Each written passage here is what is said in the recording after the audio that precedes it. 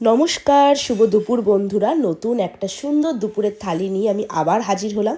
প্রথমেই আছে গরম গরম ভাত, তার সাথে কয়েক টুকরো শসা, দুটো কাঁচা লঙ্কা। ভাতের সাথে রেখেছি নোটে শাক ভাজা, তারপরে আছে করলা ভাজা, গোল গোল করে আলু ভাজা, দুটো কুমড়ো ভাজা আর বেগুন ভাজা।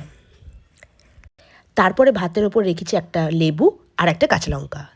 ভাতের সাথে প্রথমেই আছে এরকম গরম গরম মুচমুচে তোপসে মাছের ফ্রাই। তারপর যেটা ছাড়া রবিবার অসম্পূর্ণ, সেটা হলো একদম লাল লাল পাতলা খাসির মাংসের ঝোল। রোববারে খাসির মাংসের ঝোল দিয়ে ভাত খেতে কিন্তু দারুণ লাগে, কি তাই তো বন্ধুরা? আর তারপরের পদ হলো এই সিজনের প্রথম কাঁচা আমের চাটনি।